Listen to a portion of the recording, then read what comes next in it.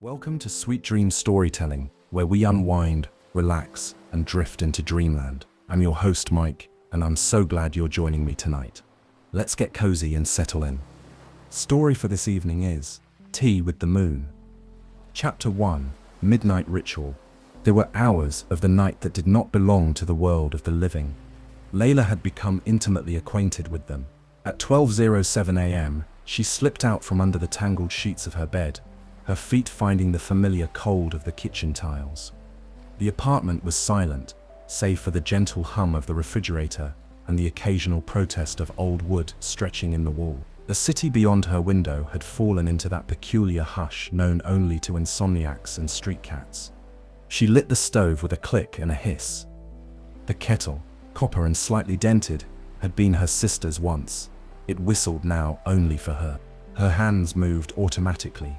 Ritual over reason, scoop of loose chamomile, touch of lavender, a bit of lemon balm for dreams that never came. She brewed with care, as if the act alone might summon sleep from the steam. Layla didn't think of herself as lonely.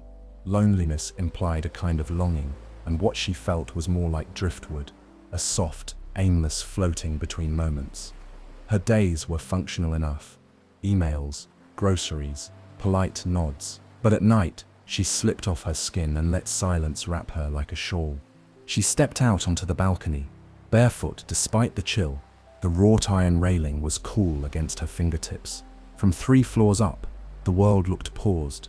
No cars, no voices, just distant city lights blinking like lazy stars.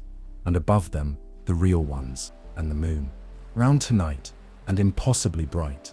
It hung just above the treetops like a quiet guardian, soaking the streets in silver. Layla lifted her tea to it in greeting.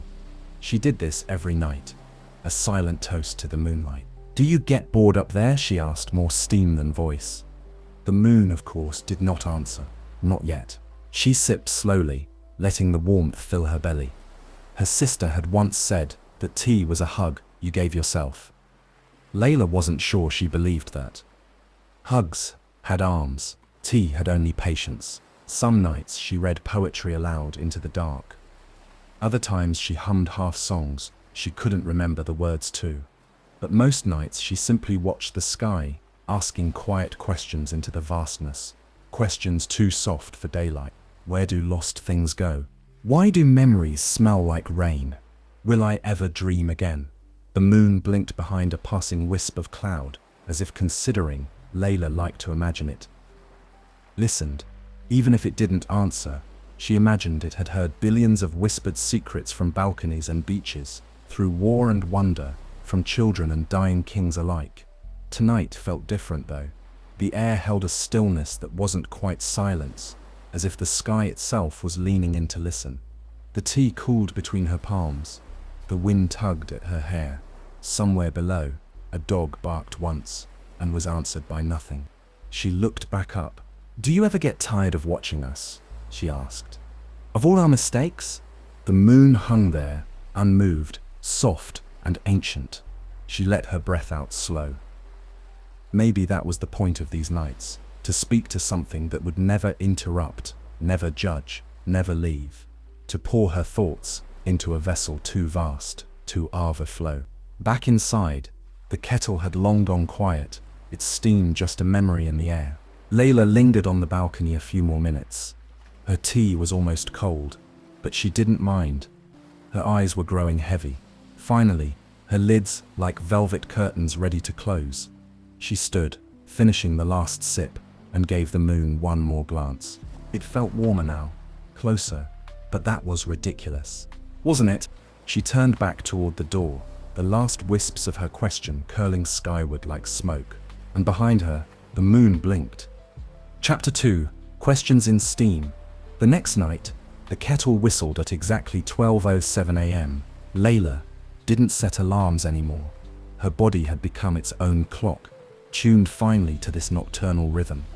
It wasn't insomnia, not really, not anymore. It was more like a strange companionship with wakefulness. She lit the stove with the same habitual flick of her wrist.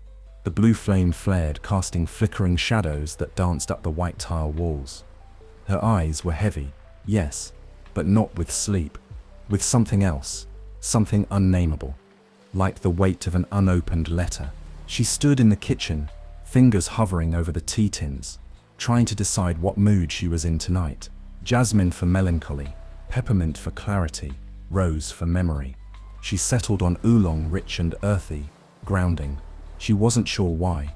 Something in her stomach wanted weight, warmth. She poured water over the leaves in a ceramic pot shaped like a sleepy owl. Her sister had given it to her too, years ago, before the illness, before everything became hushed and careful. Layla had kept it long after the hospital boxes had gone. The owl reminded her that some things could still be held without breaking. Steam rose in curlicues, fogging the edges of the kitchen window.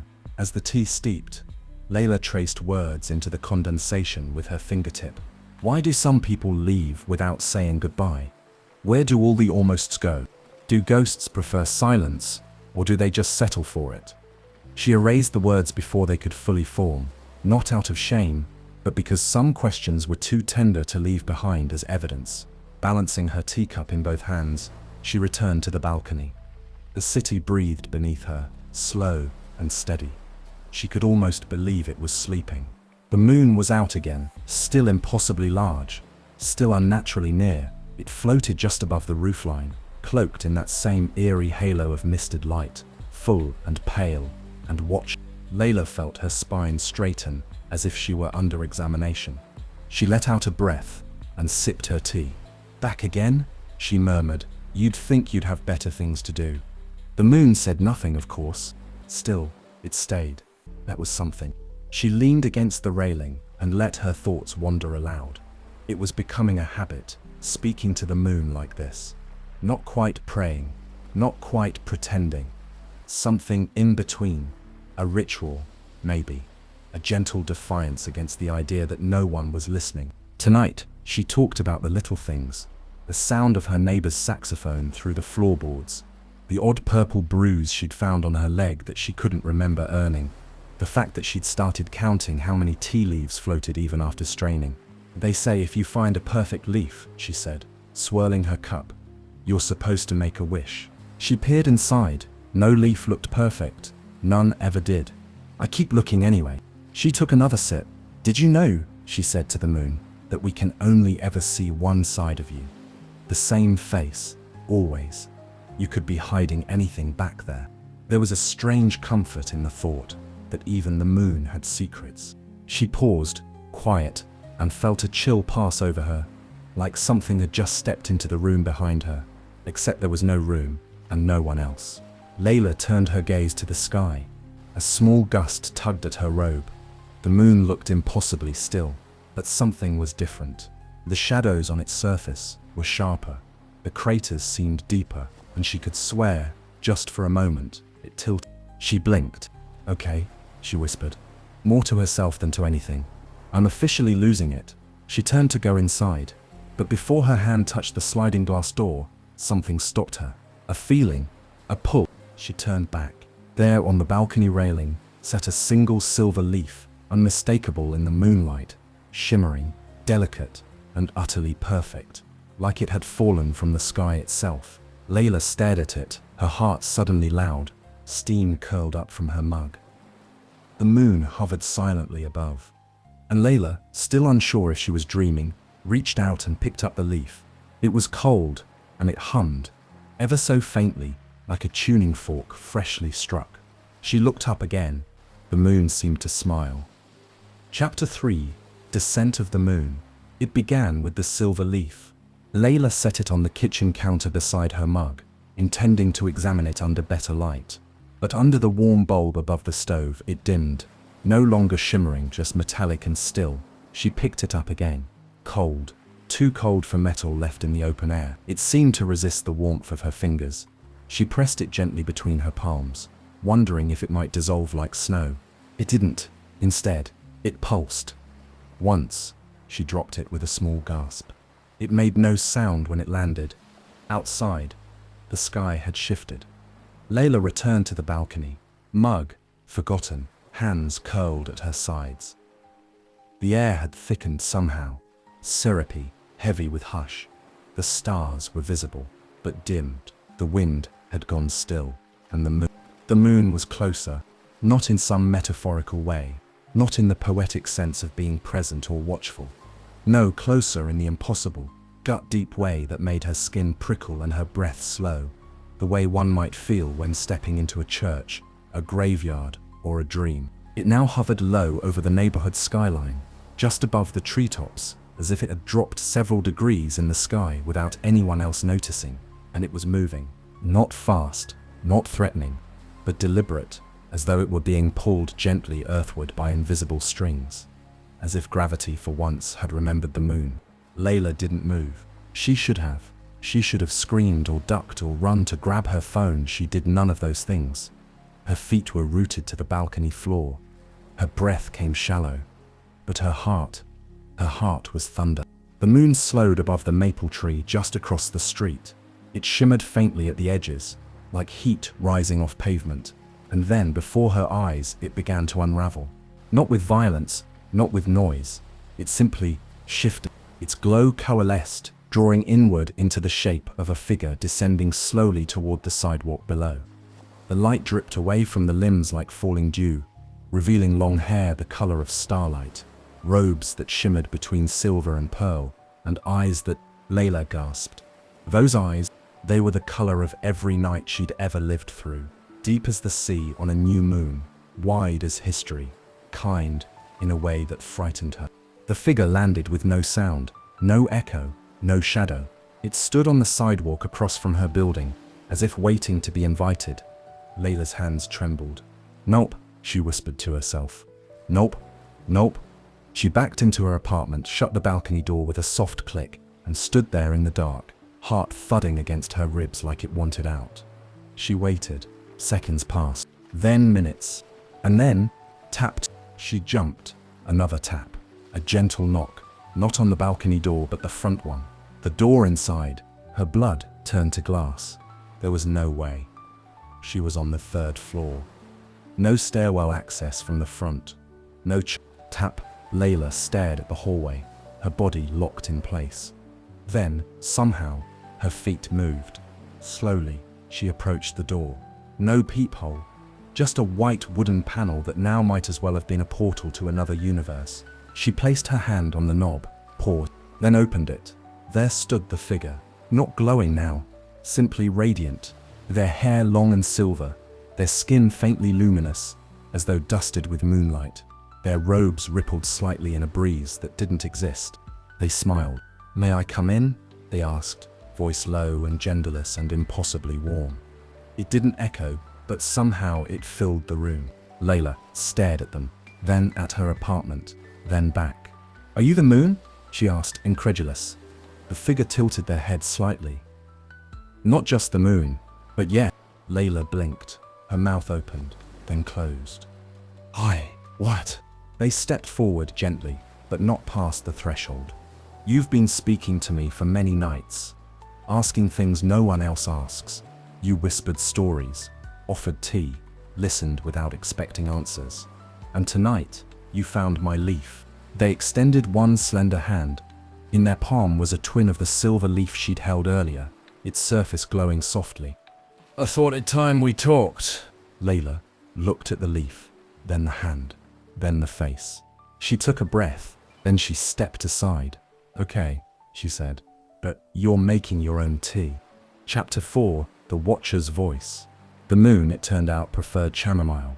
Layla stood in the kitchen, hands slightly unsteady as she poured hot water over the flowers, the scent blooming soft and floral between them. The figure sat at her tiny kitchen table, impossibly tall, yet somehow folded into the mismatched wooden chair, as if it belonged there. No light in the room was on, but they glowed faintly from within, casting a silvery luminescence that lit the walls and ceiling like reflected water. The air felt softer than usual, pressurized. A dream that hadn't decided whether to break or stay. Layla set the mug down gently. "So," she said, "you're the moon." The moon inclined their head. "A part of it, a part. I am its voice, its face. The part of the moon that listens, that watches, that dreams back." Layla sat down slowly. The heat of the tea warmed her hands, but the rest of her felt numb, stunned into a kind of curious surrender. The shock had faded into a low thrum of wonder, disbelief held together by a fragile thread of calm. "You don't look how I expected," she admitted. The moon smiled, the corners of their mouth lifting like the crescent edge of their namesake. "People see what they are ready to see. Sometimes I am a rabbit, sometimes a goddess, sometimes a man in a cratered face. You invited a guest, and so I came as a guest. That's disturbingly reasonable for a celestial body. I'm told I'm a good listener." Layla sipped her tea. It was too hot, but she didn't flinch. She stared at the moon, trying to memorize them in case this all disappeared in the morning. "You've been watching," she said. "Me?" The moon nodded. "Yes, you and everyone else." "How long?" "I do not count time the way you do, but long enough." Layla looked down at her mug. "That's creepy." "Is it?" The moon didn't sound offended. "Do you not watch the sky every night? Trace constellations? Ask questions? Make wishes? That's different." "Why?" She opened her mouth, then paused. The moon waited. "I don't know," she said finally. "I guess because the sky doesn't talk back." The moon sipped their tea, eyes glimmering like frost in candlelight. "Until now," Layla exhaled, half laugh, half sigh. "This is insane." The moon leaned forward slightly, resting their arms on the table. "Insane is simply what hasn't been accepted yet. Centuries ago, people thought talking to the moon was sacred. Then it became madness, then myth, then metaphor. Now, perhaps it is something else again." She looked up. "So why me?" The moon studied her face. "Because you're one of the few who still asks, who doesn't demand answers, but offers questions. You speak softly, not because you are weak, but because you know silence has weight. You talk to the dark, not to fill it, but to understand it." Layla felt something loosen in her chest. Her eyes burned suddenly, and she blinked hard. "I didn't think anyone heard." "I did," said the moon. They sipped in quiet for a while. Outside, the world held its breath. Somewhere a car passed, muffled and distant. The ticking of a forgotten clock sounded like thunder in the lull. Layla looked at them again. "What does it feel like?" she asked. "To watch everything?" The moon paused. Their eyes shimmered with a strange layered expression, part memory, part grief, part something unknowable. "It is beautiful," they said, "and unbearable." Layla nodded. "I've watched the first sparks of fire. I've watched towers rise and fall. I've watched people die with no one beside them, and children born into a world that never deserved them. I've watched lovers whisper, poets collapse, soldiers dream. I have seen every kindness repeated, every cruelty echoed. I have watched you turn toward me, with hope and horror, with wonder and resignation." They looked down at the tea. "And I have done nothing but shine." Layla's voice was a whisper. "That must be hard." "It is." They glanced up. "But then you lit a kettle. Night after night, you poured tea and spoke into the dark. You asked questions with no answers, and still you asked them. You reminded me that silence is not always emptiness." Something in Layla broke quietly. A warmth moved through her, not joy, not sadness, but a strange, unnamable peace, like sitting in the company of someone who knew you entirely and demanded nothing in return. "You want more tea?" she asked. The moon smiled. "I would like that very much." And so they sat together, the insomniac and the celestial, sipping tea beneath a slivered window of stars, neither alone, not entirely. And for the first time in many, many nights, Layla did not feel like she was drifting. She felt seen. Chapter 5. Grief beneath the glow. The second night, Layla set out 2 teacups without thinking.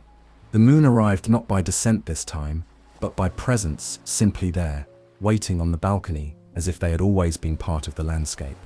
The railing did not creak beneath them, nor did their feet make sound against the stone. They leaned slightly over the edge, watching the street below with soft, eternal eyes. "I brought lemon balm tonight," Layla said.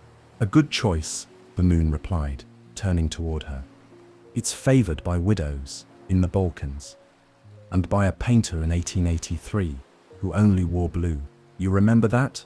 "I remember everything," they said gently. Layla didn't ask how. She'd stopped asking impossible questions the night before. The rules of reality had folded politely to the side, like a napkin before a meal. She simply filled both cups and handed one over. The moon cradled the mug in their hands like it was something precious, something living. They sat in silence at first, the kind that didn't demand to be broken. Below them, the streetlights blinked in their amber hush. Somewhere, a moth tapped softly against a glass pane. "May I ask something?" the moon said finally. Layla glanced at them, wary. "You're the moon. You can ask whatever you want." They smiled at her dry tone. "Fair." Their voice softened. "You speak to the night, but always avoid the name." Layla's breath caught. The name. The moon turned their head toward her, expression unreadable. "The name of what you lost." She looked down at her tea. The lemon balm swirled gently in the steam. "My sister," she said quietly. The word hung there, like incense, slow to dissipate. The moon nodded, not in revelation, but in reverence. "She had red hair," they said, a laugh, like chimes in wind. Layla blinked. "You saw her?" "I see everything." Her throat tightened. "She was better than me, warmer, the kind of person who remembered birthdays, sent postcards, danced barefoot even in parking lots. She once made soup for a stranger because their dog died." She let out a sound. Half laugh, half sob.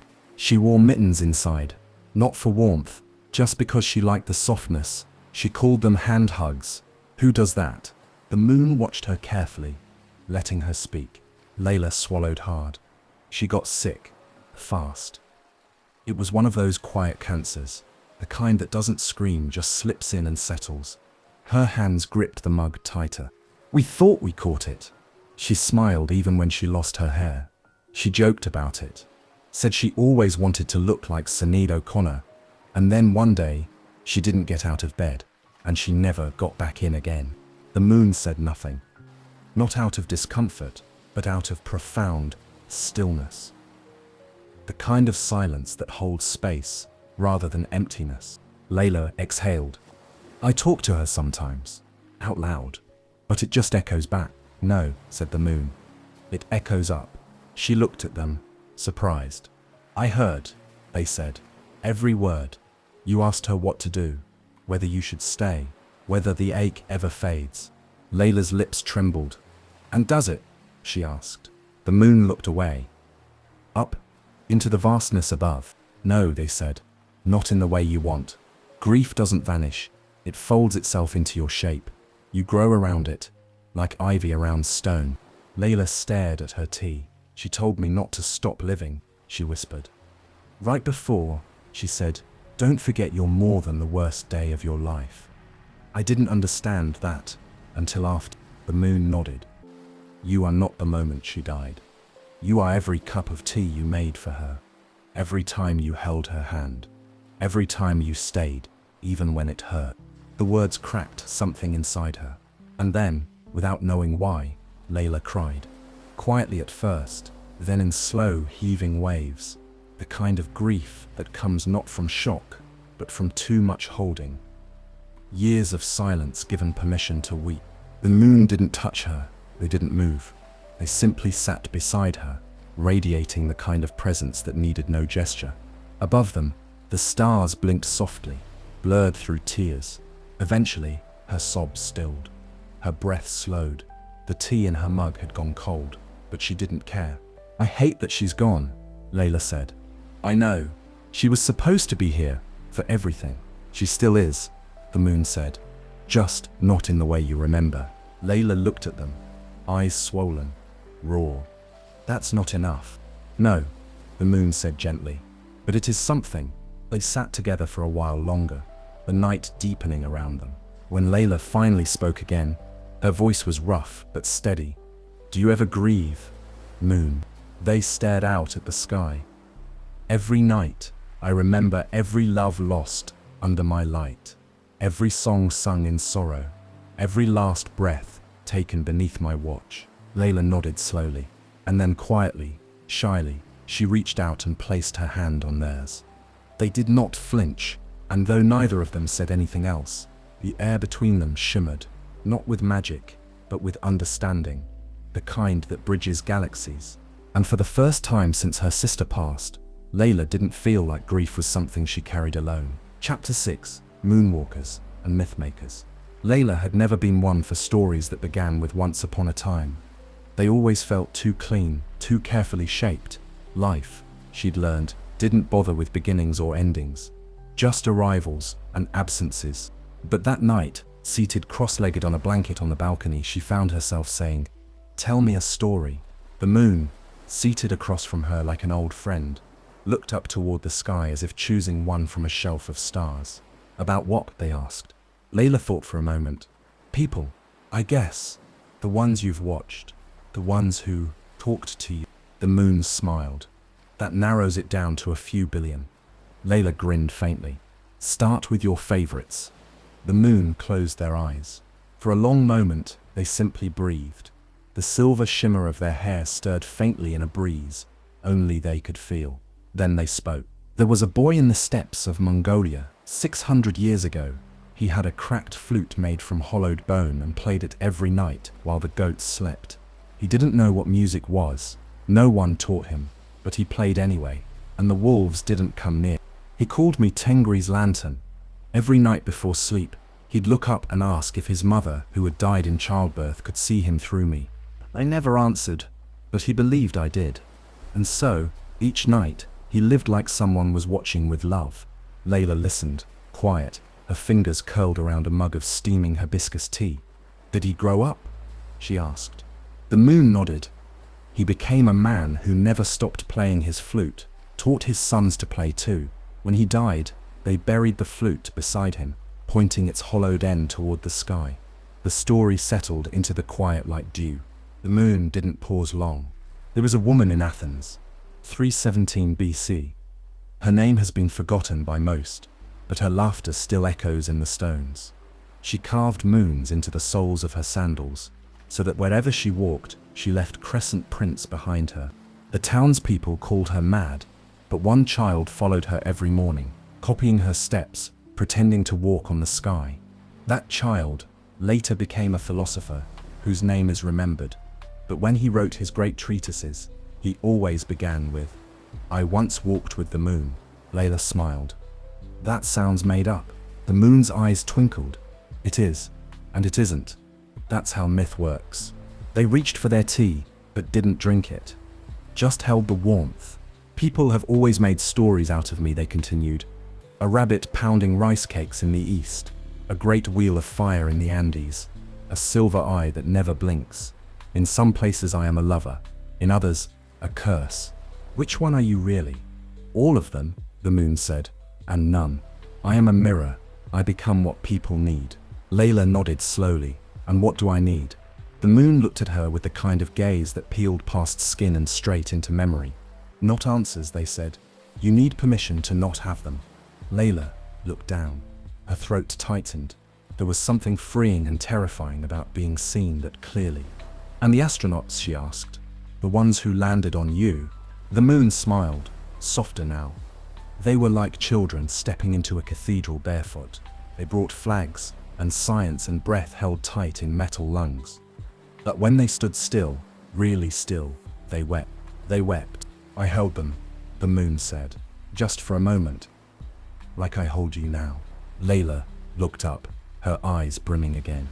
Not from grief this time, but from awe. Quiet, expansive awe. The kind that made her feel small and significant all at once. "You remember all of us?" she asked. "I remember everyone who ever looked up and wondered," the moon said. "Not their names, but their feelings, their stories, their warmth." Layla thought of her sister, of the flute boy, of the crescent-souled woman, of herself. "Will you remember me?" The moon smiled. "I already do." And for a long time, they sat in that soft lunar silence, sipping tea and trading wonder. Layla with her aching heart, the moon with its endless memory. In the distance, the sky turned deeper, and the city slept on. But on a small balcony beneath a wide and ancient sky, a story continued. One whispered between tea leaves and stars, one that had only just begun. Chapter 7: Lunar Tides. The moon didn't knock anymore. It simply arrived, sometimes already waiting, sometimes stepping through the open balcony door as if it belonged to night. And perhaps it did. On this particular night, the moon arrived while Layla was measuring out sea salt for her bath. She had tried everything to sleep: breathing exercises, meditation apps, podcasts filled with soft-spoken voices.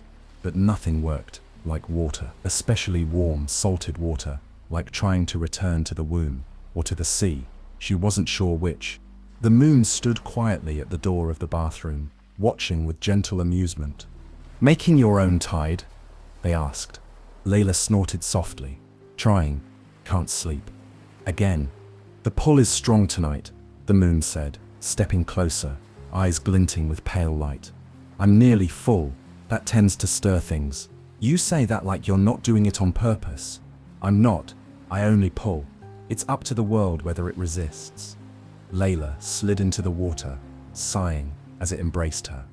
She left the lights off, letting the moon's glow filter in from the hallway, turning the steam silver. "Do you really cause it?" she asked. "The tides, I mean. The sea moving in and out like breath." "Yes," the moon said. "And no." Layla raised a brow. "You always say that." "I only reflect," they replied. "But sometimes that's enough." They sat beside the bathtub, not watching in a way that made her feel self-conscious, but as a quiet presence, like a friend watching the fire burn down. "You think people are made of water?" the moon continued. "And they are. But more than that, they're made of motion. Push and pull, light and dark. Every person is a tide." Layla rested her head back against the tile. "So you're saying you don't just pull oceans, you pull us?" The moon nodded. "Have you ever cried for no reason on a full moon?" "Yes," she admitted. "Felt restless in your chest? Heavy without explanation? Inspired then hollow?" She laughed, softly. "Are you reading my diary?" The moon smiled. "That's you," she said. "Isn't?" "I don't cause your feelings," the moon said. "I am them, magnified. The way a mirror doesn't create your face, it just shows it to you more clearly." Layla let the thoughts settle in. Her fingers drifted through the water, leaving trails of ripples. "I hate how much sense that makes," she muttered. The moon tilted their head. "Why?" "Because I want to believe I'm in control of my emotions, that I'm not some puppet on a cosmic string." "You aren't," they said. "You're a sailor, and I am the tide. You learn to navigate, but you still have to respect the current." Layla sat with that for a moment. The idea of her heart as a vessel, her sorrow a storm, her joy a wind, the moon a quiet, distant force, always pulling. "It's not just sadness you stir," she said suddenly. "No," they agreed. "I pull love closer, and madness, and hunger, and poetry." Layla smiled faintly. "You're really leaning into the whole mysterious entity vibe." "I've had practice." They were quiet for a while. The bath water grew cooler, and the steam began to fade. Outside, a dog barked once, then fell silent again. "Have you ever loved anyone?" Layla asked softly. The moon turned their gaze upward. "Once," they said. "In a way, there was a woman on a volcanic island who looked at me as if I were a fire she could hold. She named her daughter after me, then taught her daughter to name her daughter, and so on. They're all gone now." They looked back at Layla. "But I remember, love isn't measured in time. It's measured in reflection." She closed her eyes. "I don't know if I'll ever love again." "You will." "How do you know?" The moon didn't answer immediately. Instead, they dipped a hand into the bath, just lightly, fingertips grazing the water's surface. A ripple moved outward in a perfect circle, touching the edges of the tub, then bouncing back, "Because you're already starting to." Layla opened her eyes. "At first, you loved silence, then tea, then the stars again. Eventually, that love will find its way into someone new. It always does." The room was quiet, but not empty. The kind of quiet that held presence, the kind that watched over tides. And as the water cooled, and the moon rose higher into the sky, Layla felt something shift inside her. Not a crashing wave, but a subtle turning.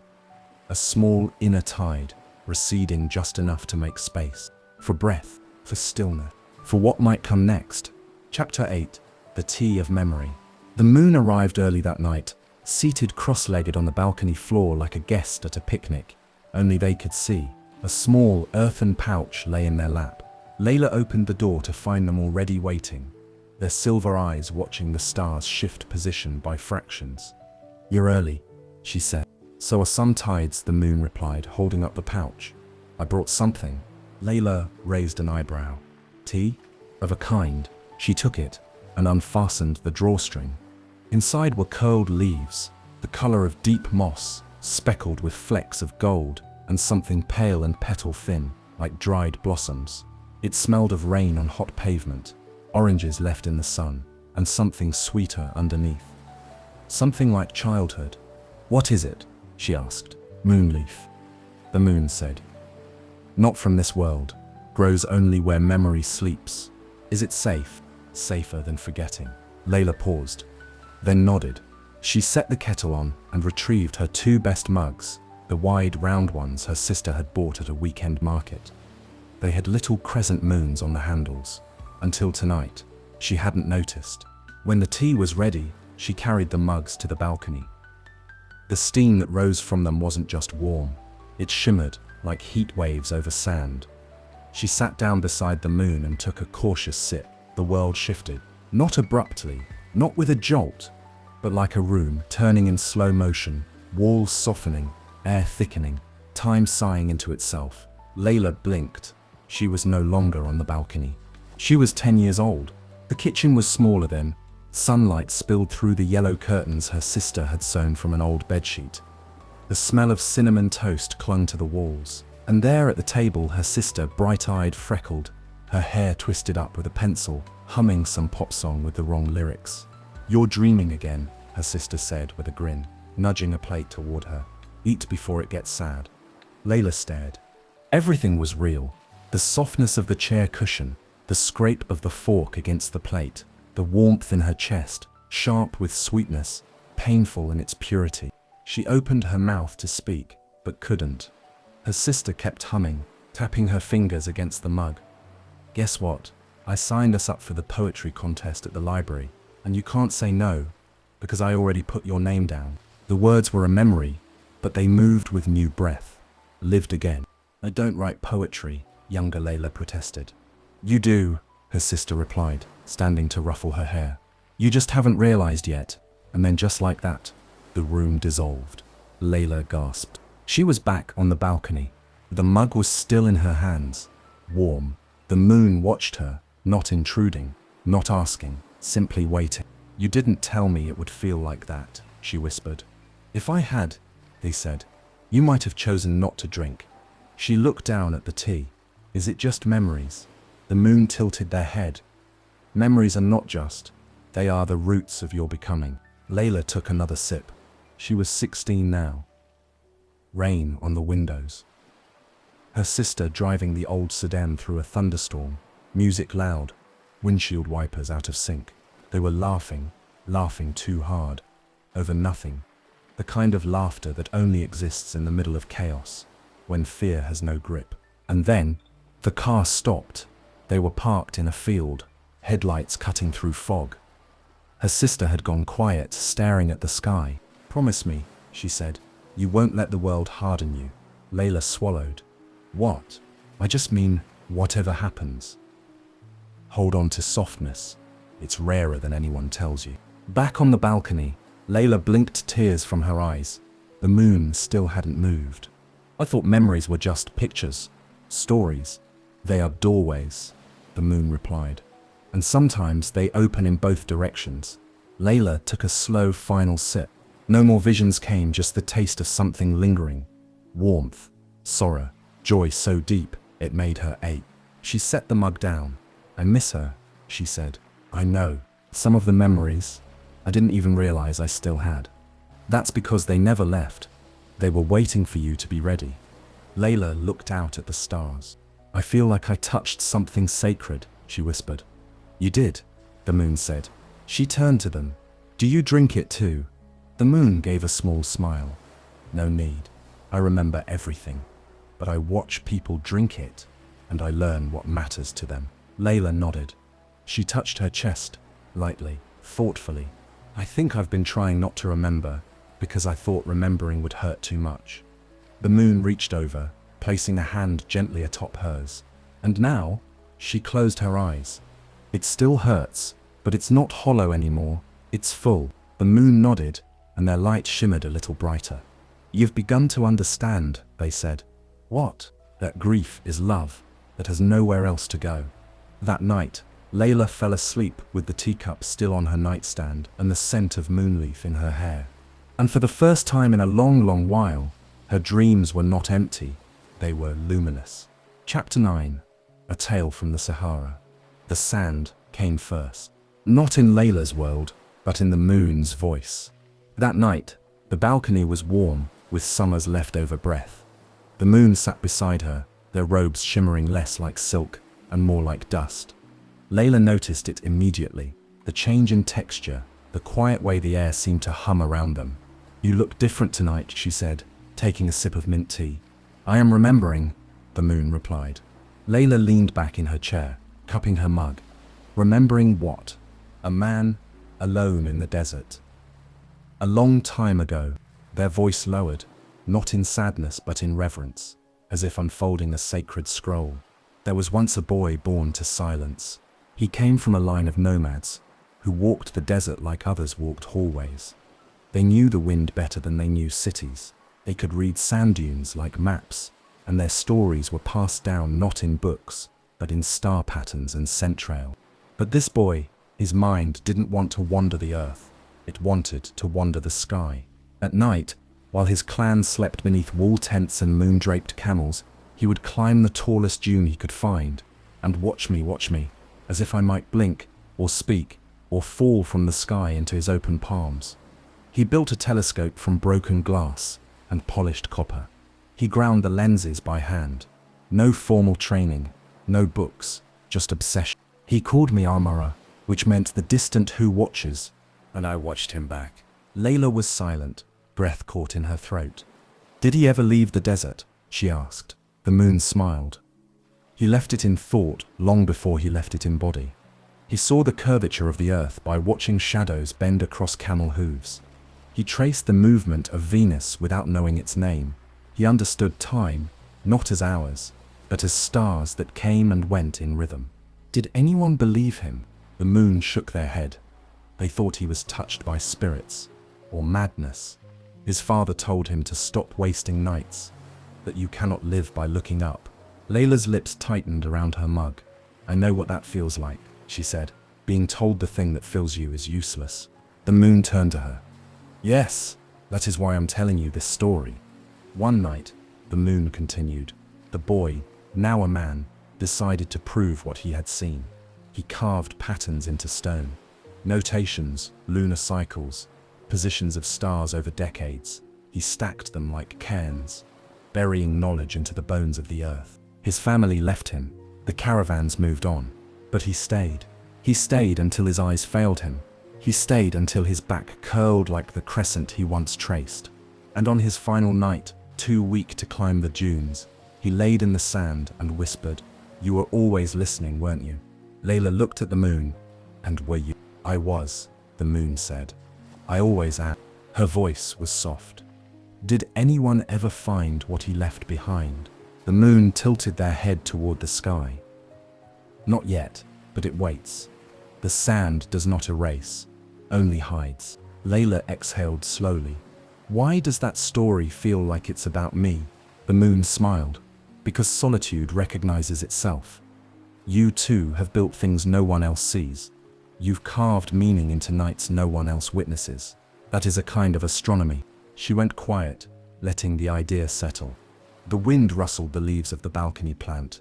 She always forgot to water. Somewhere in the building, a baby cried once, then stopped. The city stretched on, unaware of two souls sitting just outside of time. Layla reached for the pouch of tea leaves the moon had brought the night before. She scooped a pinch into her hand. "I want to learn more," she said. "About the stars? About the stories, the people you've seen, the things we forget." The moon nodded, pleased. "Then you are already doing the work of memory." She smiled, heartened, centered, full. and beneath a sky older than anything else she knew. Layla whispered into her cup, "To the man in the dunes," and the moon, solemn and ageless, replied, "To the ones who look up and see more than sky." Chapter 10. Moonlight and Music. There were nights for talking and nights for listening. This was one of the latter. The sky was clear, not a single cloud daring to interrupt the stars. The moon hovered high and wide, full as a held breath. Layla had prepared nothing in particular, no special tea, no questions folded into the steam. Instead, she stepped onto the balcony with a record tucked under one arm and a small battered turntable under the other. The moon was already there, lounging against the railing like an old friend. "You brought something," they said. "Curious." "Tonight," Layla said, "you listen." She knelt beside the little player, carefully sliding the black vinyl free of its sleeve. It was an old Nina Simone record, one her sister had played often when the house was dark and sad and too full of silence. The kind of music that cracked the quiet open. She set the needle gently on the spinning disc. The first note spilled out, low and soulful, as if someone were exhaling grief and gold at the same time. The moon didn't speak. Not at first. Their head tilted slightly, just the way a person might when hearing something that mattered. Layla sat cross-legged, chin on her knees, letting the sound fill the space between them. She used to dance to this, Layla murmured. In the kitchen, no choreography, just movement. The moon closed their eyes. Music filled the small apartment courtyard below them, curling around lampposts and into the shadows between buildings. Not loud, just present, like a pulse. "Strange thing," the moon said softly, after a few minutes. "I've watched 1,000 instruments born, heard symphonies rise from the mouths of broken people. But I've never felt music. Not like this." Layla glanced over. "You hear it all the time." "I witness it." "That's different." They opened their eyes, moonlight catching in their irises like silver fire. "But here, sitting beside you, hearing it this way, tied to memory, to motion, to grief, this is something else." Layla gave a small, sad smile. "That's what music does. It cuts a hole in you and fills it at the same time." The moon nodded slowly, as if tasting each word. "Humans," they said, "you carry such sound inside you, even in your stillness, even in your silence." The song shifted, new chords, softer now, as Simone's voice dipped into the lower octaves, like velvet pulling at the ribs. "Do you remember every song ever played under your light?" Layla asked. The moon's expression flickered with a kind of ancient tenderness. "Not all the notes, but I remember the first drum, carved from tree and skin. I remember a mother in Mesopotamia, humming to a dying child. I remember a violin buried with its player. I remember..." She closed her eyes. "Then listen to this one for her. For your sister? For me," Layla whispered. "For who I was when she played it. For who I had to become after." The record crackled gently, an old sound, alive with time. The music wrapped around them, like a blanket made of ghosts. The moon remained still, but something in their shape seemed to tremble, ever so slightly, like water touched by wind. When the song ended, the needle scraped softly against the inner ring of silence. Layla stood and lifted it. The air felt changed, brighter and sadder. The moon turned to her. "I've never danced," they said quietly. Layla raised an eyebrow. "Never. I've watched a million dances, but I've never been in the music. I've never let it move me." She took a step forward and held out her hand. "Well then," she said, "you're overdue." They hesitated, then took her hand, and on a narrow balcony, under a silver sky, Layla and the moon danced to no music at all. Just the memory of it, just the echo, just the rhythm of grief, softening into joy. No one saw, except maybe the stars, and they, like the moon, remembered everything. Chapter 11. Clouded Skies. The moon didn't come. For the first time in 13 nights, the balcony was empty. The sky, once so obliging, had drawn its curtains. Thick clouds rolled overhead like slow grey waves, blotting out the stars and cloaking the world in a quiet, dull gloom. The kind of night that held no shape, no silver, no magic. Layla waited anyway. She sat wrapped in a thick cardigan, mug warm in her hands, breath fogging softly in the cooler air. The tea tonight was ginger and honey, something grounding, something stubborn, a comfort against the creeping silence. She stared at the sky, trying to will the clouds apart. They didn't move. It felt strange, not to see the moon. Stranger still, not to feel it. There had been no parting words, no sign, just absence. Like waking up and finding a book gone from the shelf, but its weight still pressing invisibly against the spine of the one beside it. She sipped her tea. Let the quiet settle. Maybe it had all been a dream. Maybe she'd finally snapped under the weight of grief in the long, sleepless hours. Maybe the moon had never spoken, never stepped through her doorway, never danced barefoot to Nina Simone. But the record was still on the turntable. The silver leaf still rested on the shelf beside the tea tins. And Layla, well, she had changed. She felt the absence like a missing rhythm. Not quite pain, but dissonance, like hearing a familiar melody and suddenly forgetting the next note. She looked at the sky and felt for the first time in weeks alone again, but not in the old way. The old loneliness was sharp, uninvited, hungry. This was different. This was waiting. The next night brought the same clouds, and the next, and the next. Days stretched long and unremarkable. The world returned to its usual weight. Emails, groceries, the polite choreography of small talk with neighbors. But at night, she always returned to the balcony. She still made tea. She still looked up. She still whispered, "Are you gone? Did I do something wrong? Did I imagine you?" No answers came, but she kept the kettle close and the door open, just in case. On the fifth night, a storm arrived. Not wild, just wet. The kind of rain that blurred everything. Streetlights became halos. Cars hissed across puddles. Water gathered on the balcony railing and ran in slow rivulets toward the corners. Layla stepped out anyway, barefoot, her cup steaming against the chill. She stood in the rain. "I don't know if you can hear me," she said aloud, "or if you're even out there." A gust of wind tangled her hair. "But I miss you." Thunder answered her softly, somewhere distant. She stared up into the cloud-thick sky. "I don't know what I am without this, without you." She didn't cry. Not this time. But the ache was there, rooted and quiet, like a song stuck between stations. And yet, she didn't go back inside. She stood in the rain until her cup was cold, until the sky began to lighten with dawn, until she could feel something shift, not outside, but within.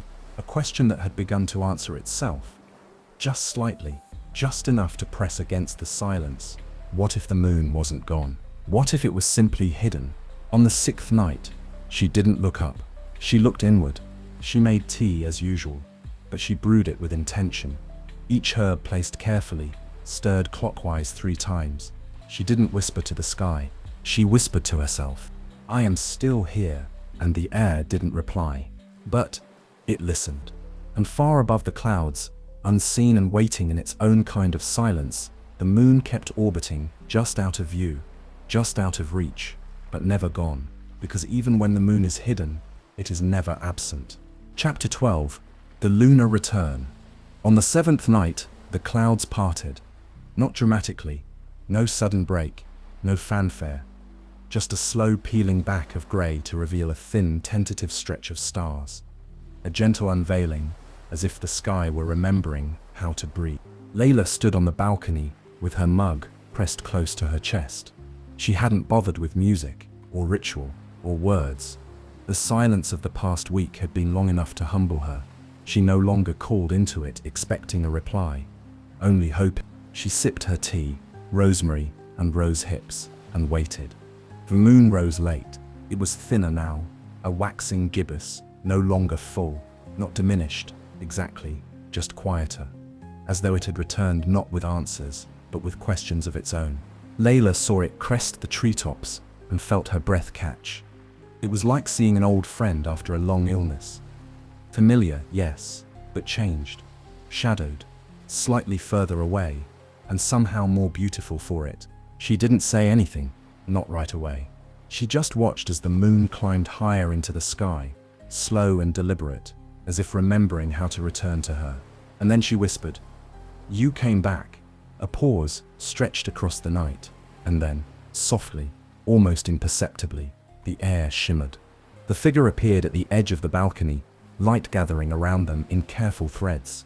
Not stepping down from the sky this time, but simply arriving, like breath exhaled in reverse. The moon stood there, robes dusted in pale light, hair loose and wind-blown. They looked tired, not in a mortal sense, but in a way that suggested they had carried too many memories through too many nights. Layla didn't move. Neither did they. She broke the silence first. "Where did you go?" The moon stepped forward, slow and steady. "Nowhere you couldn't reach. I was always just above the clouds." "Why didn't you answer?" "I wanted to see if you would stop asking." She frowned. Why would that matter? Because sometimes the silence teaches more than presence ever could. Layla looked down at her tea. "I thought I'd lost you," she said. "I know," the moon replied. "I thought maybe I imagined you, that I made you up to survive my grief." The moon's expression softened. "Would it matter if you had?" She blinked. "Yes, of course it would." "Why?" "Because then I'd be alone again." They stepped beside her, resting a hand lightly on the railing. Their glow was dimmer than before, less divine, more companionable. "But you weren't," they said. "Even when you thought I was gone, you kept making tea. You still opened the door." She glanced sideways. "So you were watching, always." They turned their gaze to the stars above, now visible in clusters and trails. "I needed you to see that the light doesn't leave just because it's hidden, that connection doesn't vanish just because it goes quiet." Layla swallowed. "It hurt." "Yes," the moon said gently. "But you stayed with the ache. You didn't run from it. That is rare. That is brave." They looked at her then, not as a watcher, but as something closer. "You are becoming," they said. Layla felt a knot inside her slowly begin to loosen.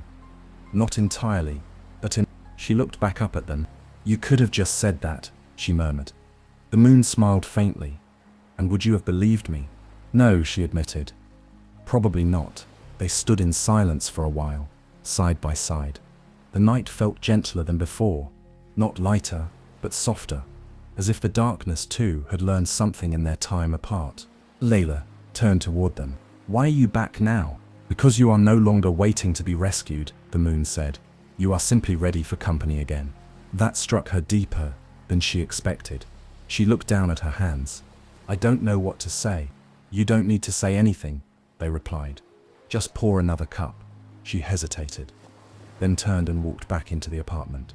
The kettle was already warm. She filled 2 cups. No ceremony this time, no performance. Just warmth, just presence. She carried one back outside and handed it over. The moon accepted it with both hands. They clinked mugs quietly. No toast, no words.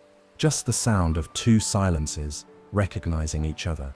That night, they spoke little.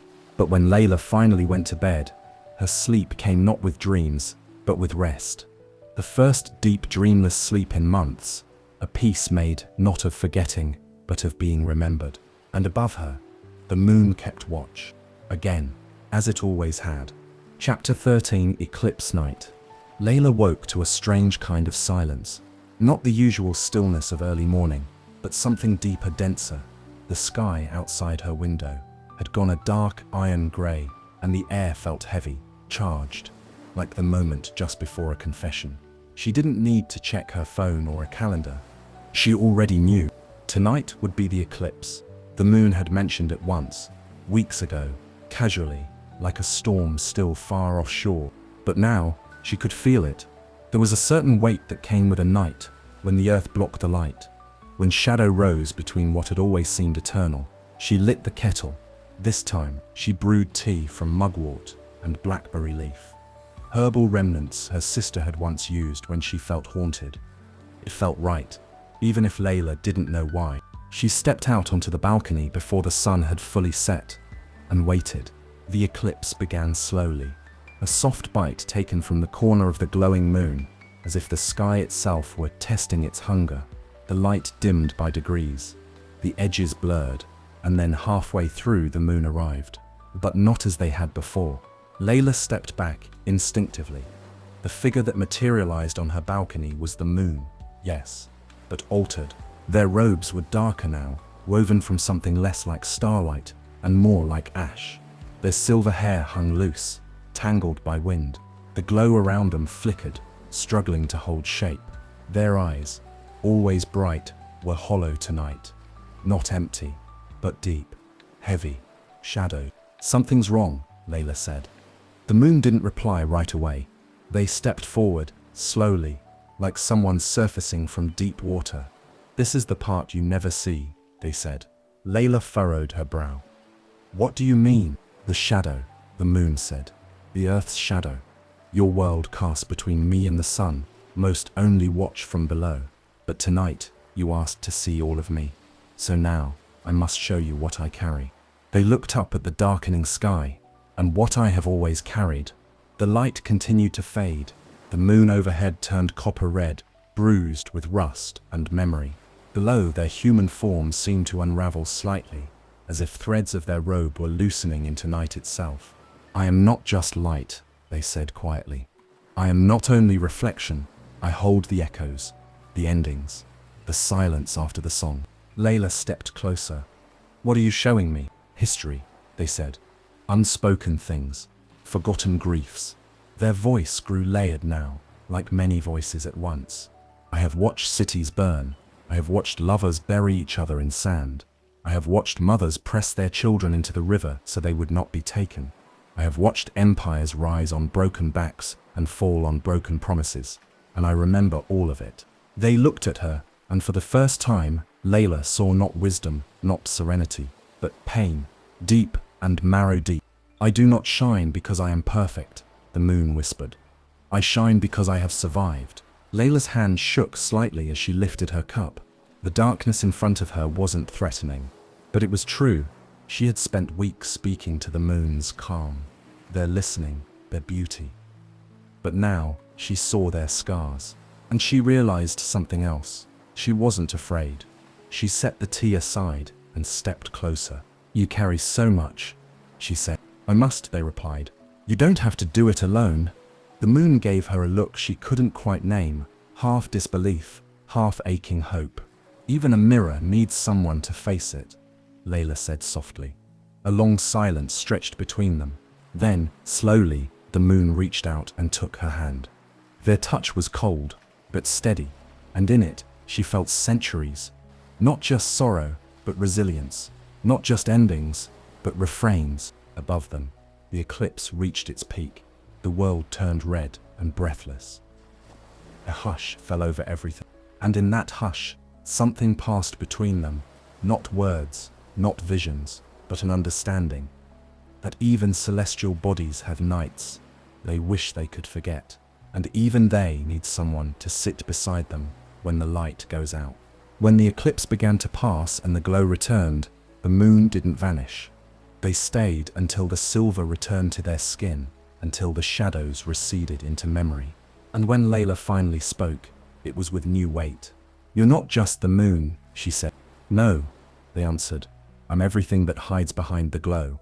She nodded and reached for her tea. They drank in silence.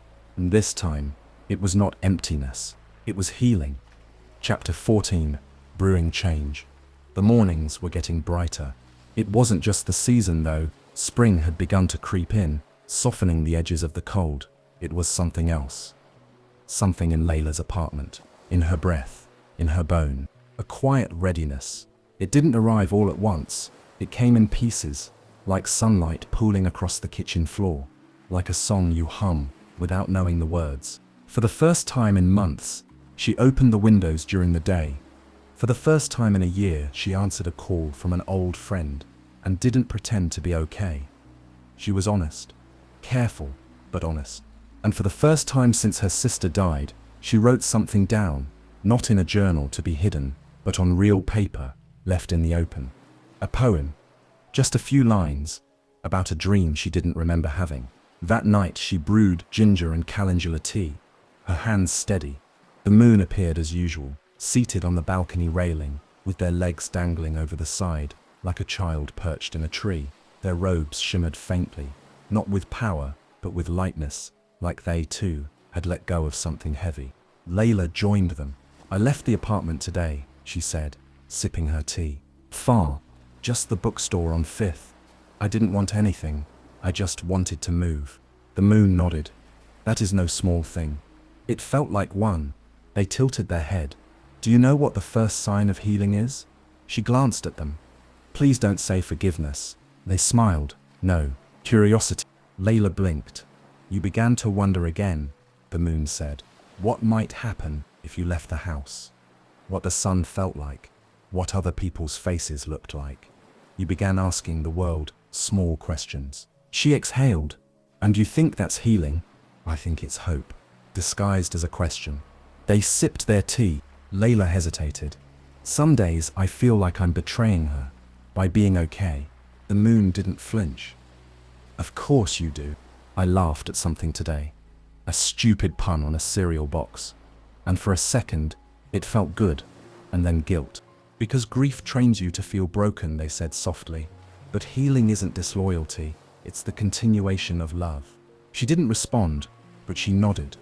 She felt that truth deep in her chest. They sat for a while in silence, watching the soft lights of the city blink like uncertain fireflies. I wrote something, she said after a while. A poem? A beginning of one. Will you share it? Layla hesitated. Then, the night is a vessel with silver hands, pouring light into places too quiet to scream. The moon closed their eyes. That's beautiful. I don't know what it means, she said. You don't need to. Not yet. You're listening to something deep inside you again. She smiled faintly. I think she'd like it. I know she would. Later that night, Layla found herself rearranging the living room. Just a few plants, a stack of books, a little space made clean. It wasn't for anyone else, just for her. Just to see what it felt like to change the shape of things. She brewed another cup of tea and sat beside the window long after the moon had gone. Outside, a neighbor was laughing on their phone. A cat darted across the sidewalk, and Layla wrote another line. Not because she had to, but because something inside her had started reaching outward again, not to escape the dark, but to make something from it. Chapter 15. The Story of the Owl Woman. The moon arrived cloaked in feathers. Not literally, but something about the way they moved, the way they perched on the edge of the balcony, was different that night. Lighter and older, their robe had deepened in color, tinged with dusk gray, embroidered at the hem with little threadwork wings that seemed to stir when the wind passed. Layla noticed immediately. You look like a story tonight, she said, setting down 2 mugs on the balcony's small table. The moon smiled. I am one. They accepted the tea lemon verbena and violet, delicate and bright, and held it with care, as if it too contained memory. Layla sat across from them, curious. Tell me, she said, please. The moon's voice was soft when they began, not quiet, but intimate. The kind of voice used around campfires or cradles. There was once a woman who could speak to owls. No one knew why. She didn't raise them, didn't keep them, but whenever she walked through the forest, they turned their heads to listen, and when she whispered, they answered. Not in words, of course. Owls have no need for language, but they spoke in something deeper: gesture, gaze, silence, feather. She never told anyone what they said. People feared her, or mocked her, or turned her into a myth. Some said she was a witch, others said she was mad. She didn't mind. She lived on the edge of a cliff in a little wooden house with a window facing the moon. Each night, she sat beside that window and listened, not for words, but for the space between them. And every night, the owls came, one by one, until one day, they stopped. Layla blinked. Why? The moon continued. No one knows. Maybe the forest changed. Maybe the world grew too loud. Maybe the woman forgot how to listen. But the owls no longer came to her branches or rooftops or sill. Layla leaned in, breath caught. What did she do? She went quiet, the moon said. At first in sadness, then in fear. She thought she had lost something sacred. Her voice, her gift, her cell. Did she ever hear them again? Yes, the moon said, but not in the forest, not by the window. They sipped their tea, letting the pause settle. She was walking by the river one evening, long after she'd given up on magic, when a child asked her what the water was saying. Layla smiled, and she answered. She answered, not because she knew, but because something deep inside her remembered how to listen. The moon set down their mug gently. That night, an owl came. Just one, and she didn't say a word. She just looked at it, and it looked back. And in that gaze was everything she had lost, and everything she had found. Layla sat back, exhaling slowly. The story had folded into her. Soft, slow, complete. I feel like she's me, she said. She is, the moon replied. And not just you, many. I thought I'd lost my voice, Layla admitted. When she died, when I stopped writing, when the nights just became long. The moon nodded. But your voice is not sound. It's how you listen, how you feel, how you find meaning in stillness. Layla looked up at the stars. I still don't know who I am without her. You're not without her, the moon said. You're just learning the version of you that can survive. Later that night, long after the tea had cooled, Layla sat by the open window with her journal in her lap. She wrote one word, listen, and below it, even when the owls are gone. Chapter 16, The Waning Moon. The moon was shrinking, not in stature or grace, but in light. Each night, Layla watched their glow recede a little more. The sharp brilliance softened into a duller sheen, their robes growing duskier, their silhouette thinner at the edges, like chalk lines fading in wind. Still elegant, still luminous, but retreating. It was the way the sky signaled change, not all at once, but gradually, like a tide pulling back before anyone notices they're standing in sand instead of sea. She didn't ask, "Are you leaving?" because she already knew. Instead, she made her tea, lavender, oat straw, and clover, and brought out the thick blanket that still carried her sister's perfume. She didn't fill the silence, not tonight. The moon arrived without ceremony, stepping through the balcony door like a candle flame in a darkened room. They sat beside her, their light faint but steady. Neither spoke for a while. Then, "You're fading," Layla said softly. "Yes," the moon replied. "Why?" "Because you no longer need me in the same way." She looked down at her mug. The words didn't sting. Not quite, but they settled into her chest like a bookmark between chapters. "I still want you here. And I will be," the moon said. "Just not like this. Not every night. Not always in form." Layla was quiet. Then, "Is that how it works? You come to people when they're broken?" The moon smiled faintly. "I come when they're listening." She exhaled. The wind moved gently over them, carrying the scent of chamomile from a neighbor's garden. Somewhere below, a wind chime rattled a lullaby in slow, uneven rhythm. "Will I forget you?" she asked. "No," they said. "You'll remember in different ways." A reflection in a puddle, a stranger who says the right thing. The taste of a tea you haven't brewed in years. Layla looked up at them. "You really are everything," she whispered. The moon shook their head, gently. "No, I'm only what you were ready to meet." That night, the moon told no stories. Instead, Layla told one. She spoke haltingly at first, then with growing clarity of a birthday years ago, when her sister surprised her with a picnic under a cherry tree that wasn't supposed to bloom. Of laughter, lemonade, and a sky so blue it hurt. She hadn't thought of that day in a long time. But now, speaking it aloud, it felt like opening a window in a sealed room. When she finished, the moon reached out and touched her cheek. It felt like starlight, like memory. "You have your voice again," they said. "It was never gone," she replied. "It just needed to hear its own echo." As the sky darkened and the moon climbed higher, their form grew fainter. Less figure, more outline, more idea than shape. Layla didn't cry, not because she wasn't sad, but because she'd made room for the sadness, held it like tea in her hands. "When will I see you again?" she asked. The moon's voice was barely a breath. "When you brew in silence, when you ask without fear, when the night feels more like a door than a wall." And then they were gone. No flash, no shimmer, just absence, just air, just the soft, familiar hum of Layla's own breath as she sat alone on her balcony beneath a thinning sky. She lifted her mug. "To what fades," she whispered, and she drank. not to forget, but to remember. Chapter 17, The Last Cup. The moon returned one more time, not with splendor, not with mystery, just quietly, as if slipping between the folds of an old coat left hanging by the door. The sky was clear, and the moon was a thin, bright crescent, no longer full, no longer heavy, a sliver of memory, in motion. Layla was already waiting, the kettle warm, 2 mugs set on the railing. She had chosen the blend with care: white tea, orange peel, and a single jasmine flower, dried and curled like a secret. Something gentle, something bright, a beginning disguised as an ending. The moon stepped onto the balcony, softer than ever. "You knew I was coming," they said. "I knew this would be the last time," she replied. They nodded once, and it felt like a bow, a thank you, a farewell before the farewell. They both sat, facing the city below. No one else seemed to notice the moon's presence. Cars drifted by.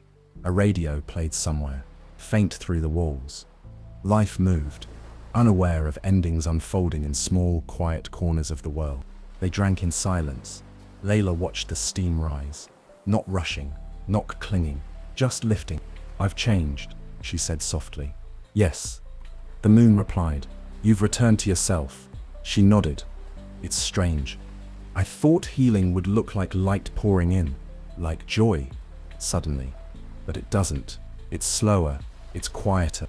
It's learning how to carry the dark without letting it become you," the moon said. They looked out across the rooftops. "I watched you, those first nights. You weren't just lonely. You were listening.